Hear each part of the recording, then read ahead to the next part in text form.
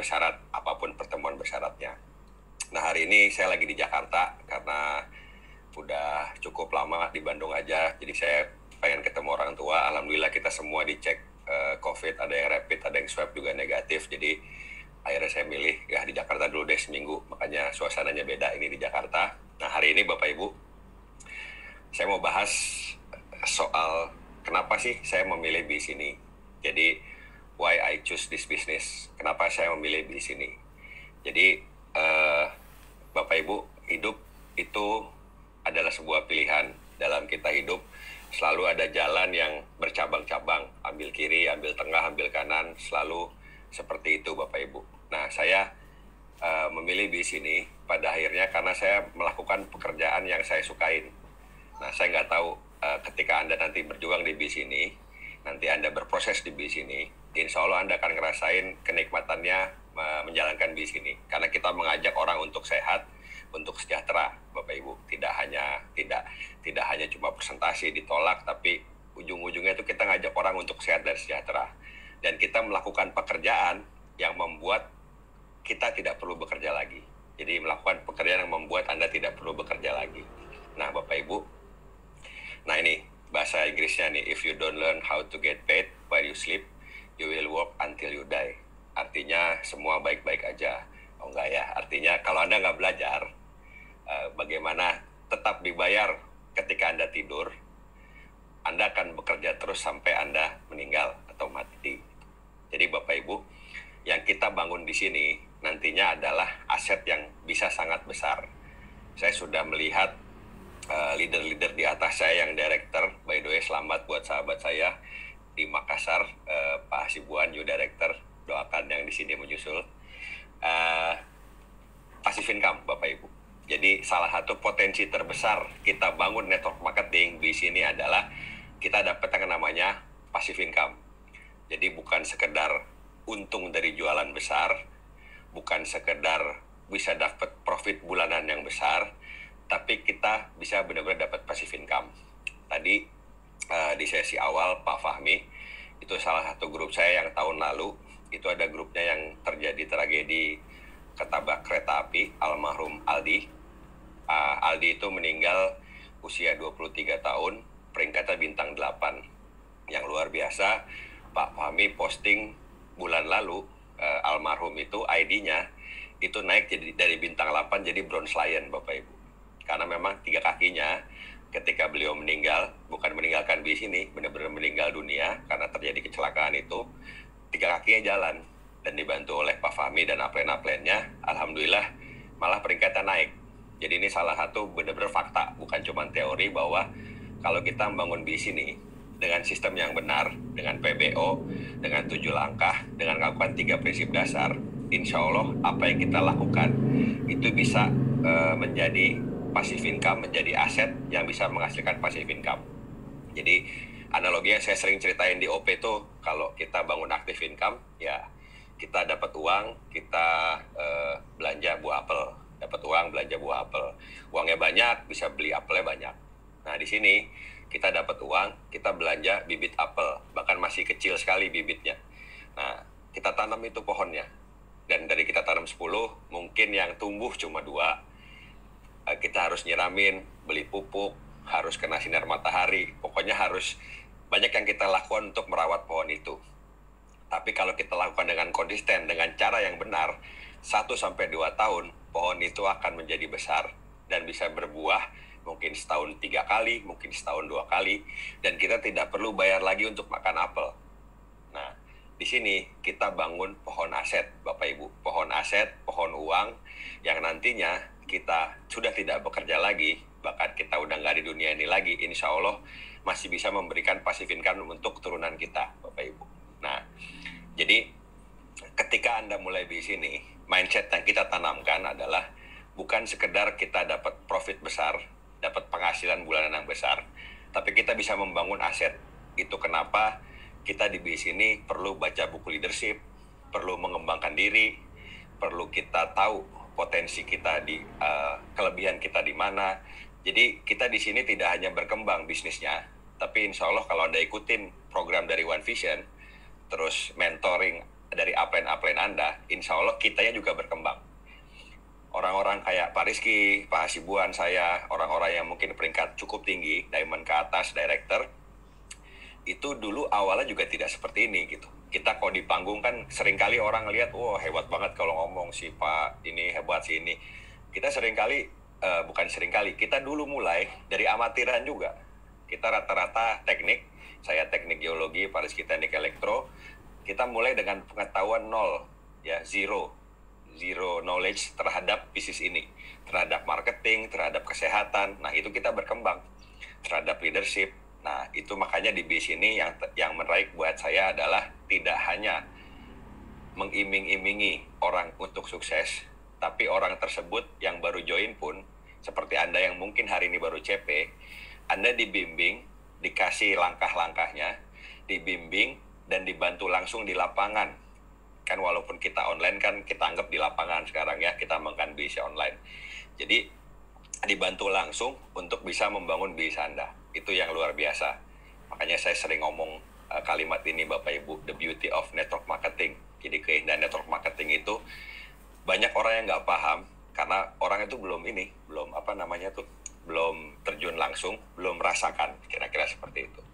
Nah, Tiansi Bapak Ibu, ya ini yang luar biasa. Tiansi ini bisnis yang hampir sempurna kalau saya bilang, ya dibilang sempurna boleh lah, karena ada poin-poinnya, bisa untuk bangun aset, menghasilkan passive income yang bisa besar sekali, memberikan kebebasan waktu dan finansial, terus kendaraan untuk mewujudkan impian kita.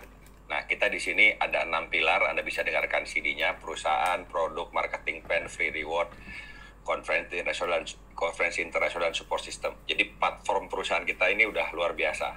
Jadi tinggal Anda mau bergeraknya secepat apa, tergantung Bapak Ibu. Nah, kalau dari konsultasi dengan upline Bapak Ibu, kita perlu di setiap kaki, kita membangun sampai 6 kedalaman leader yang jadi. Nah, kalau dari saya ngobrol sama Pak Naga, kaki jadi itu sebenarnya nggak usah 6, 3 juga cukup. Ada 3 orang crown bertumpuk, 1, 2, 3, atau 1 crown punya 2 crown, atau 1 ambasador punya 3 crown. Di kaki itu, Bapak Ibu, itu kalau misalnya sudah ada 3 crown atau lebih, itu biasanya omsetnya sudah di atas 100 juta per bulan. Yang jadi itu, kita kan perlu jadi CP. CP-nya 3 orang, kita jadi royal. Royal 3 orang ditambah CP1, jadi crown. Crown-nya 3 orang jadi ambasador, ya. Gampang ya, ngomongnya gampang. Saya tahu melakukan tidak semudah ngomongnya, Bapak Ibu. Tapi intinya, percayalah Bapak Ibu sudah di jalan yang tepat. Kenapa saya bilang sudah di jalan yang tepat? Anda sudah ikut yang namanya CPD. CP minggu pertama, yang tadi Pak Rizky bilang, ini adalah kayak Kopassusnya. Ini pasukan intinya, di mana mungkin dari ratusan ribu orang yang jalanin Tiansi, Anda ini cuma pasukan elit yang sebagian kecil. Tapi saya yakin orang-orang sukses, director tahun 2022, 2025, Diamond tahun 2022, 2021, itu lahir dari orang-orang yang memang menjalankan bisnis dengan sistem yang benar, dengan mengikuti PBO. Oke? Nah, menurut Robert Kiyosaki, Bapak Ibu, nih, kan orang tuh sering bilang, biar miskin, yang penting bahagia. Nah, menurut saya ini kalimatnya kurang tepat di buku ini, karena Bapak Ibu, uang ini kan sebenarnya alat tukar, sebuah ide aja. Banyak yang bilang uang itu nggak menarik, uang akar kejahatan, uang sumber masalah gitu ya. Padahal sebenarnya uang itu kan cuma alat tukar. Uang bisa membantu Anda bahagia, tapi memang uang tidak menjamin Anda bahagia. Pada saat Anda punya uang, ada saat Anda bahagia dan tidak bahagia. Pada saat Anda tidak punya uang, juga ada saat Anda bahagia dan tidak bahagia, Bapak Ibu. Nah, dan yang jelas gini, ketika kita tidak bahagia, lagi ada musibah, lebih enak kita lagi punya uang. Simpelnya gitulah. Ini permainan kata aja sebenarnya. Nah, nomor 2, Bapak Ibu, sebenarnya uang tidak membuat Anda kaya. Karena saya dulu ingat banget cerita ini, kalau semua uang di dunia dikumpulin, dibagiin rata ke setiap orang, sehingga tidak ada yang kaya dan tidak ada yang miskin. Semuanya rata. Nah, pertanyaan saya, setahun setelah itu, ada lagi yang kaya dan miskin nggak? Pasti ada. Kenapa? Ya karena karena yang membuat kaya itu bukan uangnya, tapi pola pikirnya, tindakannya, actionnya, sikapnya, Bapak Ibu. Nah, makanya di bisnis ini kita tidak hanya dilatih untuk bisa punya bonus besar. Bonus besar itu sebenarnya adalah akibat. Jadi kita di sini dilatih jadi pengusaha, kita dilatih untuk bisa selling, kita dilatih untuk bisa memimpin tim, seperti itu dan seperti itu. Hingga akhirnya kita bisa punya leader besar, kakinya jalan semua, kita punya kaki yang stabil, bisa jadi director, ya uang itu akibatnya aja sebenarnya. Nah, ada dua masalah uang, kekurangan uang sama kelebihan uang. Saya nggak tahu Anda pilih yang mana, yang jelas ya pasti pilih yang kedua. Oke? Nah, kita sama-sama mendingan milih yang kedua. Kita bebas melakukan apa aja Bapak Ibu, dan ini Bapak Ibu, lifestyle. Maksudnya gini, kita bebas melakukan apa aja tuh gini. Kita bebas memilih lifestyle yang kita sukai. Kalau buat saya pribadi nih, buat saya, kesenangan saya nginep di hotel bintang 5 itu sama dengan kalau saya naik gunung nginep di tenda tanpa AC, WC-nya di semak-semak. Tapi buat saya pribadi itu nikmatnya sama. Kenapa Bapak Ibu? Karena itu pilihan hidup saya. Saya suka ke alam, saya suka naik sepeda dan lain-lain gitu. Jadi kalau hidup sederhana itu pilihan. Kalau kata Pak Rudi, hidup sederhana itu pilihan, miskin itu kondisi Bapak Ibu. Jadi jangan Anda yang masih misalnya kekurangan bilang, wah saya emang miskin itu pilihan. Miskin itu bukan pilihan, miskin itu kondisi Bapak Ibu. Nah, dan miskin itu karena sikap mental Bapak Ibu. Nah, jadi balik lagi, sederhana ini sebenarnya ya balik lagi. Kalau dibilang misalnya, wah ini beli BMW, beli Mercy harganya ratusan juta. Ya kalau income-nya 1 miliar sebulan, ya sederhana Bapak Ibu. Kenapa? Karena itu dia hidup di bawah batas kemampuan finansialnya. Nah makanya saya nggak tahu lifestyle seperti apa yang Bapak Ibu inginkan buat Anda dan keluarga. Nah balik lagi kalau saya pribadi, saya sering dengar kalimat ini, hidup itu cuma sekali. Kalau cuma sekali, ya kenapa nggak kita maksimalkan, kenapa nggak kita bahagia, kenapa kita nggak sukses. Oke? Nah ini saya cerita sedikit aja, foto-foto apa yang saya sudah dapatkan dari bisnis ini, sebelum kita nanti ngobrol-ngobrol di akhir. Ini waktu tahun lalu, istri saya sama Raya, anak saya yang pertama di Dubai. Ini kita nyewa ATV, di sana semuanya serba mahal. Kalau nggak salah nyewa ATV ini cuma 15 menit itu hampir 2,5 juta atau 3 juta gitu, rupiah. Kalau dirupiahin. Nah, Bapak Ibu, selama kita berproses, ya Bapak Ibu, banyak orang yang nggak tahan sama prosesnya. Nah, selalu ingat quotes-quotes orang-orang besar. Salah satunya quotes ini, Bapak Ibu, Muhammad Ali, petinju legendaris. Dia bilang, I hate every minute of training, but I said don't quit now. Don't quit, suffer now and live the rest of your life as a champion. Jadi, saya benci setiap menit dari latihan, tapi saya bilang ke diri saya sendiri, jangan berhenti, menderitalah sekarang, tapi hiduplah di sisa hidup kita sebagai seorang juara, sebagai seorang champion. Nah, ini saya zaman dulu, Anda bisa lihat, kalau saya tuh paling senang yang ngeliatin foto ini, karena yang saya liatin fakta. Zaman saya dulu mulai bisnis ini, sekali lagi saya tidak ada background bisnis. Bukan saya banget bisa senyum sama orang, bisa dengerin keluhan orang, bisa seperti sekarang ada downline curhat saya dengerin, bukan saya banget gitu. Tapi di bisnis ini sekali lagi semua orang berproses. Ini saya waktu sebelum banget join Tianxi, ini soalnya Karang Sambung ini ke tahun 2002 Juni. Saya join itu 2002 akhir, jadi berapa bulan sebelum saya join Tianxi. Nah, tadi balik lagi, batu bara sama berlian, ini unsurnya sama. Jadi unsur senyawanya itu sama, salah satunya itu karbon.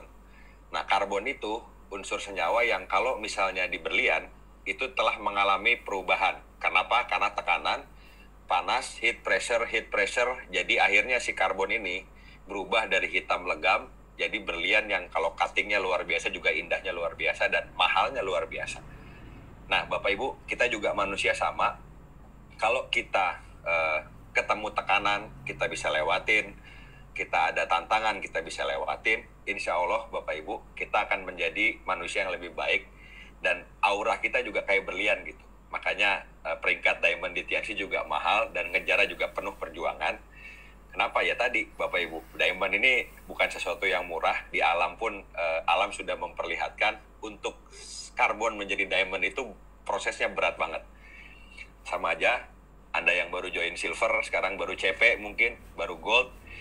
Untuk jadi diamond mungkin, waduh kok kayak gini ya. Nah itu proses yang memang mesti dilewatin.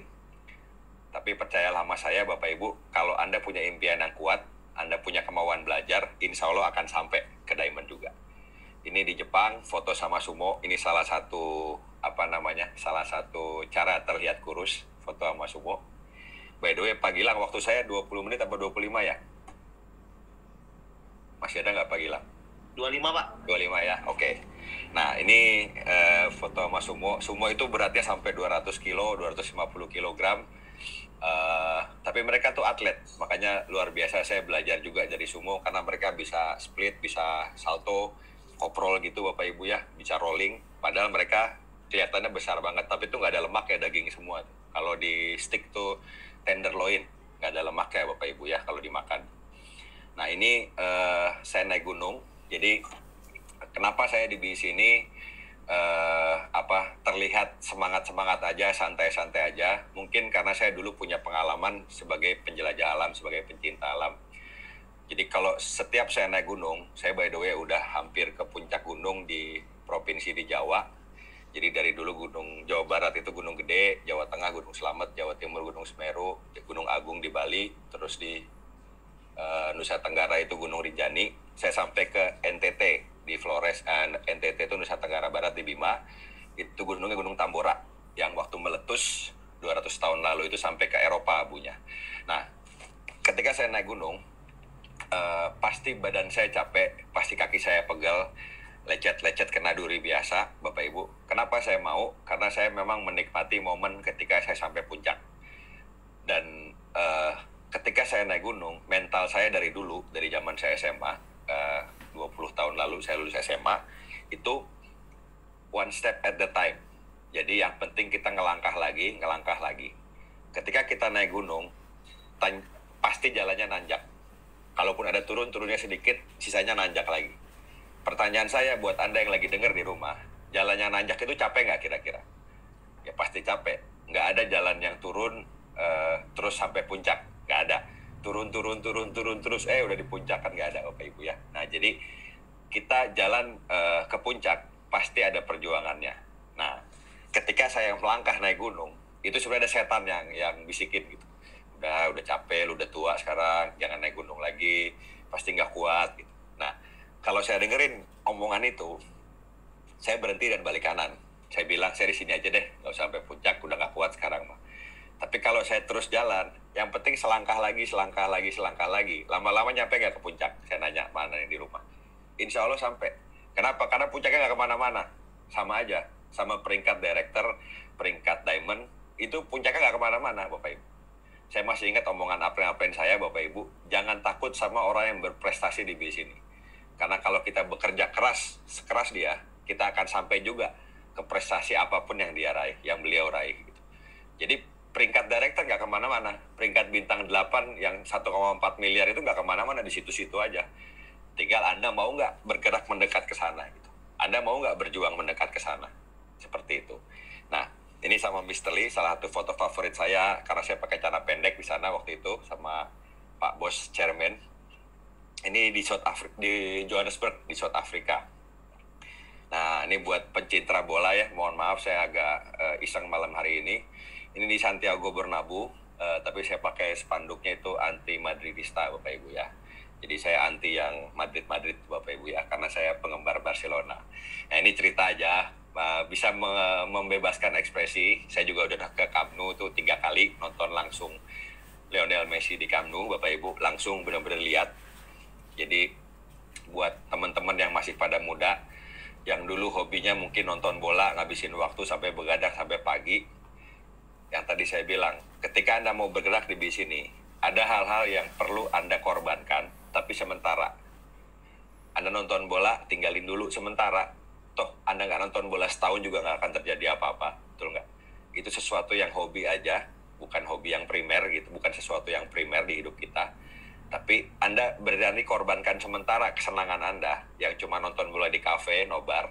Anda berjuang di bis ini, setahun 2 tahun kemudian kita sama-sama bisa nonton bareng di stadion klub favorit Anda. Mau nggak kira-kira? Insya Allah mau semua. Oke, ayo kita berjuang sama-sama. Ini di Labuan Bajo, Indonesia ini kita dianugerahi keindahan alam yang luar biasa. Ini salah satu spot favorit saya di sana. Ini di Pulau Rinca. Di atasnya itu ada gitulah 3 lekukan teluk ya. Jadi bagus banget di sini Bapak Ibu. Pokoknya indah banget deh. Ini 3 hari 2 malam. Waktu itu naik kapal, namanya LOB. Kita living on board. Kita tidur di kapal, makan di kapal. Ada WC-nya juga. Terus kita tiap dari pagi, siang, sore bisa snorkeling, bisa mampir ke pulau ini. Nanti insya Allah habis COVID, kalau semua udah normal lagi, kita sama-sama jalan-jalan ke sana. Ini diving, saya udah diving di Indonesia dari Aceh sampai Papua. Ini di New York, ini di Turki. Ini di Turki juga. Ini di mana ini ya? Cape Town, belakang ada tulisannya. Salah satu tempat paling indah juga yang saya kunjungin di belahan dunia di Afrika sana. Ini waktu saya haji 2017. Alhamdulillah saya ada umroh berkali-kali. 2017 tiba-tiba saya kepikiran kalau saya belum haji, saya meninggal saat itu, terus saya belum haji, kayaknya saya bakal dosa besar gitu. Nanti ditanya di akhirat. Makanya saya tiba-tiba nyari, alhamdulillah ketemu dari Pak Ijab, downline saya Diamond. Jalurnya, akhirnya saya berangkat langsung waktu itu tanpa ngantri, tanpa apa, alhamdulillah dikasih berangkat. Ini waktu di Padang Arafah, ini tenda-tenda di Padang Arafah waktu berhaji di sana. Ini Bapak Ibu saya dekat banget sama beliau berdua. Bapak Ibu, buat saya, Bapak dan Ibu saya ini pahlawan di hidup saya juga. Karena saya ngelihat sendiri perjuangan Bapak saya, perjuangan Ibu saya, sampai saya sekarang umur udah 38 tahun. Jadi salah satu alasan terkuat saya untuk berjuang di bis ini adalah yaitu buat membahagiakan Bapak dan Ibu saya, Bapak Ibu. Meluangkan waktu lebih banyak, punya kebebasan. Seperti hari ini, mumpung anak-anak nggak sekolah, ya udah saya tinggalin rumah saya di Bandung, saya di sini aja. Nah, udah 2 minggu habis Lebaran, ini ntar seminggu lagi rencananya saya masih di sini, biar bisa ngumpul sama orang tua. Ini rumah yang saya bangun. Kalau kita bahas rumah, alhamdulillah saya punya properti udah cukup banyak. Kadang-kadang saya lupa di Bandung saya punya rumah berapa, Bapak Ibu. Bukan sombong-sombongan karena emang itu kejadiannya. Karena saya orangnya, saya itu sanguin, tapi kalau ke keuangan saya ngaturnya bener, entah kenapa. Jadi dari bonus-bonus itu nggak ada yang saya hambur-hamburkan jadi sesuatu yang nggak jelas. Jadi saya bisa punya villa di Lembang, tanah di mana, di Bandung, di Balikpapan punya perdotel, di Lampung punya 2 rumah, di Cirebon punya rumah 1. Nah di Bandung ini rumah yang memang saya bangun, ini di lahan 1000 meter. Kalau dari lantai atas, ini kamar saya yang di atas Bapak Ibu, yang paling atas ini kamar saya. Ini kelihatan cekukan Bandung, full. Kamarnya juga luasnya mungkin hampir 50 meteran sendiri, luas kamarnya. Nah terus di bawah itu ada joglo, di bawahnya joglo, itu saya alhamdulillah bisa punya kesempatan juga buka RQS, rumah Quran. Jadi rumah untuk penghafal Quran. Di sana mereka tinggal di rumah saya ibaratnya, operasional dari saya semua. Alhamdulillah tiap hari mereka ya kerjaannya cuma ngafalin Quran aja Bapak Ibu. Itu di bawah rumah saya. Nanti kalau setelah COVID, kalau ada yang mau main ke rumah silakan. Ini next, ini pemandangan dari ininya Bapak Ibu ya, dari kamar saya. Ini kolam renang, di sebelah kirinya ada kolam renang, di belakangnya garasi motor. Motor saya ada 5, sepeda saya ada 7 apa 6 gitu, saya lupa. Jadi balik lagi, buat saya salah satu kenikmatannya bisa melakukan banyak hobi gitu. Nah ini dari depan, tampak depannya. Ini sama istri saya, sama anak saya. Istri saya kebetulan sekarang lagi hamil 3 bulan. Mohon doanya untuk kehamilan yang ini lancar sampai anaknya lahir. Lagi dengerin juga dia pasti. Ini anak pertama saya Raya, anak kedua saya Semeru. Ini waktu di Korea. Jadi saya ke Korea udah berkali-kali, tapi Korea yang terakhir ini spesial. Kenapa? Karena ngajak keluarga, anak saya lengkap. Saya melihat Korea itu dari mata mereka, bukan dari mata saya. Itu yang luar biasa. Nah ini sepedahan, ini istri saya waktu itu di Gua Hiro, tempat Nabi Muhammad kalau buat umat muslim menerima wahyu pertama ya. Nah Bapak Ibu, begin with the end in mind. Jadi kita memulai dengan hasil akhir di pikiran kita. Ketika Anda mulai di sini, sekarang Anda CP, Anda mulai belajar untuk afirmasi. Anda mulai belajar membayangkan diri Anda menjadi diamond, membayangkan diri Anda menjadi bintang 8, membayangkan diri Anda menjadi seorang crown, Bapak Ibu. Fokus, Bapak Ibu. Satu kalimat lagi yang bagus yang pernah saya dengar, Bapak Ibu. Your energy flows where your focus goes. Artinya semua baik-baik aja. Artinya energi kita mengalir kemana kita fokus. Jadi where your focus goes, your energy flows. Nah, jadi kita perlu sabar dan gigih memperjuangkan impian kita. Kalau di bahasa Arabnya itu ada manjada wajada, Bapak Ibu ya. Nah, ini waktu saya terima villa, alhamdulillah saya sudah terima semua reward. Ini tahun 2014 saya terima villa $100.000, rupiahnya waktu itu kurang lebih 1,3 miliar. Ini sama adik saya waktu itu di Cina sama Mr. Lee. Nah, panggung ini yang tadi saya lihatin ke Anda, insya Allah Anda juga akan ada di situ. Di panggung kemenangan Tianxi, Bapak Ibu. Dan suatu saat nama Anda akan dipanggil di sana.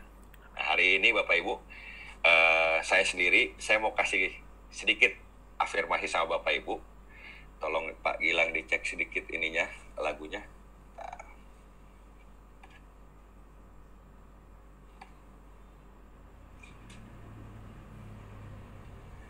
Ya. Keluar ya Pak Gilang? Belum, Pak. Ini udah belum? Belum. Belum sama sekali? Ini belum? Belum, Pak. Belum ya? Ntar ya. Saya minta waktu Bapak Ibu 1 detik.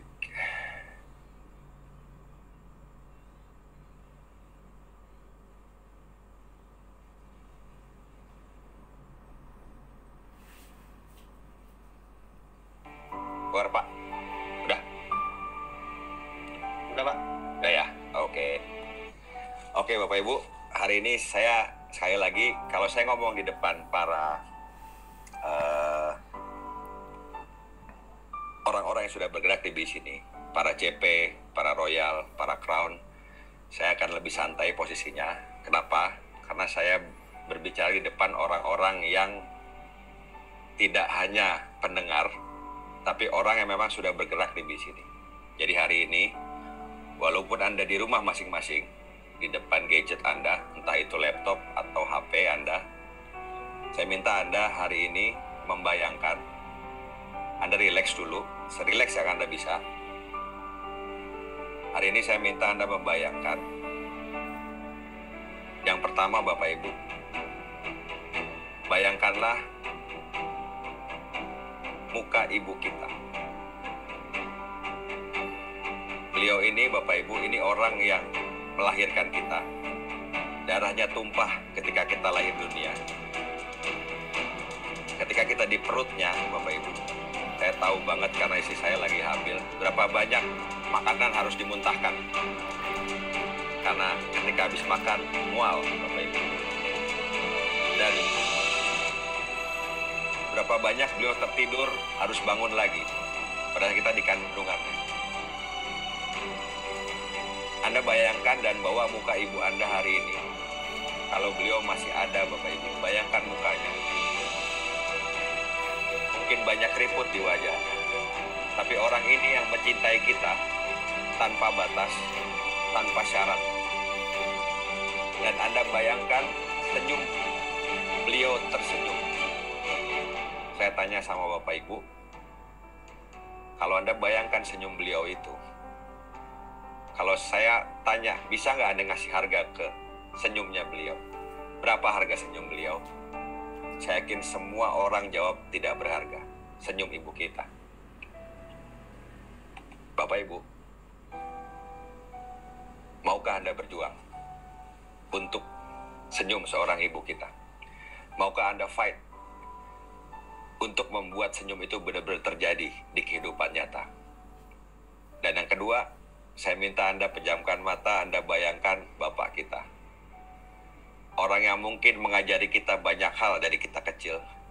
Orang yang mungkin harus keluar kota, harus keluar pulau, harus bekerja kasar mungkin, harus berladang, panas matahari, kena ke kulitnya setiap hari.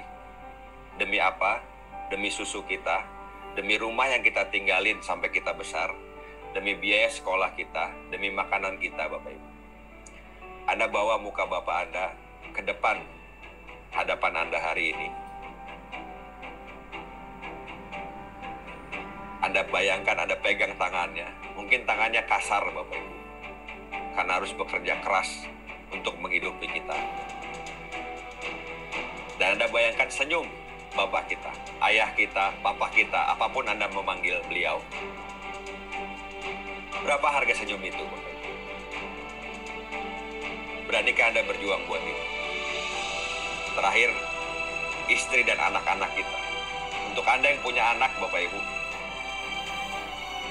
anak kita mengharapkan sesuatu yang terbaik dari kita. Anak kita mengharapkan sekolah yang terbaik, waktu yang berkualitas sama orang tuanya. Maukah Anda membangun bisnis ini sehingga someday Anda punya aset yang mengizinkan Anda menghabiskan waktu-waktu yang terbaik sama anak-anak Anda? Anda bayangkan matanya yang masih polos tanpa dosa, tangan-tangan yang kecil memegang jari kita, Bapak Ibu. Maukah Anda berjuang buat anak-anak Anda, buat istri Anda, orang yang melahirkan anak-anak Anda, yang ketika Anda menikah, Anda berjanji untuk menafkahinya lahir dan batin? Hari ini sekali lagi, Bapak Ibu, tidak penting proses yang Anda lewatin. Sesulit apa, itu nggak penting. Anda ditolak, tidak penting. Berapa banyak orang yang menolak Anda di zaman online ini, saya yakin lebih banyak, itu juga nggak penting. Kenapa? Karena di rumah kita, yang sekarang tinggal bersama kita, ada orang-orang yang menunggu kita untuk sukses. Menunggu seorang bapak untuk bisa berhasil membahagiakan keluarganya. Menunggu seorang ibu untuk bisa berhasil membahagiakan keluarganya. Dan menunggu seorang anak. Ada orang tua yang menunggu kita untuk sukses. Insya Allah Bapak Ibu, selama kita berjuang, selama kita punya impian yang kuat, selama kita terus berusaha, Allah akan bukain jalan. Dan kita perlu bersyukur. Kenapa kita perlu bersyukur? Di saat orang kehilangan pekerjaan, di saat orang-orang banyak kehilangan bisnisnya pada tutup, kita malah bisa melesat. Alhamdulillah Allah ngasih bisnis ini kepada kita, kepada semua orang-orang, dan hari ini kepada CP, Bapak Ibu. Alhamdulillah kita dikasih itu. Dan cara bersyukur yang paling tepat adalah kita memaksimalkan potensi kita. Dan kita memaksimalkan potensi kita, Bapak Ibu, semakin banyak orang yang akan kebantu lewat bisnis ini. Jadi hari ini Bapak Ibu, saya Ruli Wahyudi mengajak Anda untuk pegang erat impian Anda, untuk pegang erat impian-impian yang memang Anda ingin wujudkan, ekstrimnya sebelum Anda mati. Dan saya Ruli Wahyudi akan berteriak 3 kata favorit saya buat Anda yang bergerak di rumah, yang bergerak dari rumah, yang Anda memulai belajar secara online, membangun bisnis ini. Tiap hari Anda mengulik satu cara untuk bisa membangun bisnis secara online. Saya kasih 3 kata Bapak Ibu, jangan pernah menyerah. Jangan pernah menyerah, karena orang yang tidak menyerah itu tidak bisa dikalahkan. Orang yang punya mental tidak menyerah adalah orang-orang yang akan jadi pemenang. Orang yang tidak punya mental menyerah adalah orang-orang yang akan sampai puncak. Selamat malam. Assalamualaikum warahmatullahi wabarakatuh. Semoga Allah merahmati bisnis kita. Semoga semua teman-teman Bapak Ibu sehat di rumah masing-masing. Assalamualaikum warahmatullahi wabarakatuh. Thank you, Pak.